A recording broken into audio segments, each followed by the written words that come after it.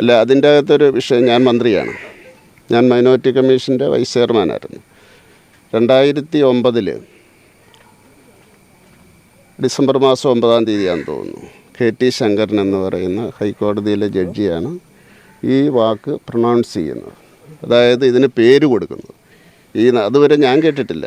നിങ്ങളാരെങ്കിലും കേട്ടിട്ടുണ്ടോ? എനിക്ക് തോന്നുന്നില്ല. സമൂഹത്തിന് അറിയത്തില്ല. ജുഡീഷ്യറി എന്നാണ് ഇങ്ങനെയൊരു പേര് വരുന്നത്. അത് ഡിഫൈൻ ചെയ്തിട്ടില്ല. കാരണം ഒരു പേര് അന്നുണ്ടായതാണ്. It is not defined.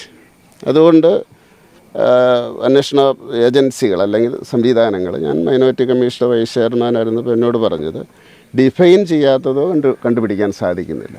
അപ്പോൾ ആദ്യമായിട്ട് നമ്മുടെ നിയമ നടപടി അനുസരിച്ച് അത് ഡിഫൈൻ ചെയ്യണം, നിർവചിക്കണം. നിർവചിക്കപ്പെട്ടിട്ടില്ല.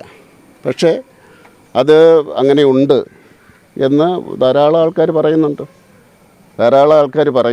പക്ഷേ അതുകൊണ്ടാണ് ഞാൻ പറഞ്ഞത്, നിർവചിക്കപ്പെടാത്ത ഒരു കാര്യം ആയതുകൊണ്ട് പലപ്പോഴും റിപ്പോർട്ടുകളും പാർലമെൻറ്റിലും ഒക്കെ അങ്ങനെയാണ് പറയുന്നത്.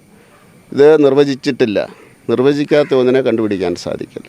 അപ്പോൾ ആ പ്രക്രിയയിലേക്ക് പതുക്കെ അത് ജുഡീഷ്യറിയാണ് നീങ്ങേണ്ടത്. കാരണം ഇത് പ്രൊണൗൺസ് ചെയ്തത്, ഇതിന് പേരിട്ടത് ജുഡീഷ്യറി ആയതുകൊണ്ട് ജുഡീഷ്യറി തന്നെയാണ് അതിനെപ്പറ്റി പറയേണ്ടത്. പലതും വ്യത്യസ്തമായിട്ടുള്ള വിധികൾ ഹൈക്കോടതിയിലുണ്ടായിട്ടുണ്ട്. ഹൈക്കോടതി പറഞ്ഞ നിയമം അത് സുപ്രീം കോടതി തിരുത്തിയിട്ടുണ്ട്. വീണ്ടും സുപ്രീം കോടതി തിരിച്ചു പറഞ്ഞിട്ട് അങ്ങനെയുള്ള ഒരു പ്രക്രിയയിലാണിത്.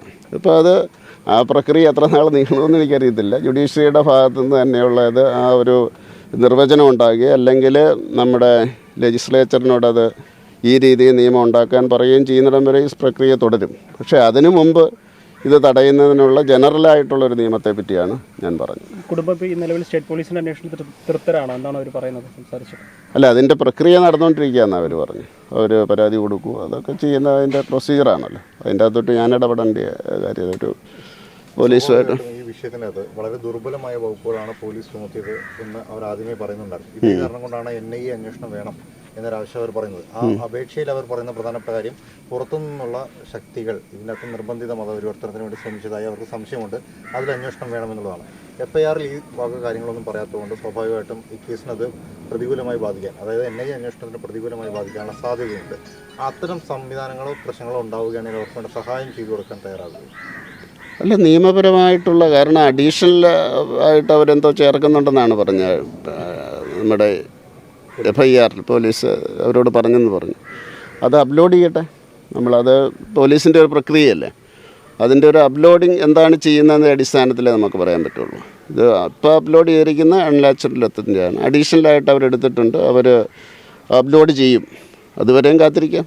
അവരതാണ് പ്രതീക്ഷിക്കുന്നത്. ഇവർ പറഞ്ഞ അനുസരിച്ചുള്ള വകുപ്പുകൾ ഉദ്ദേശിച്ച് ഇവരുടെ സ്റ്റേറ്റ്മെൻറ്റിൻ്റെ അടിസ്ഥാനത്തിലുള്ള വകുപ്പുകൾ ഉൾപ്പെടുത്തുമെന്നാണ് ഇവർ പ്രതീക്ഷിച്ചിരിക്കുന്നത്. അപ്പോൾ അപ്ലോഡ് ചെയ്യുന്നിടം വരെയും കാത്തിരിക്കുക എന്നുള്ളതാണ്.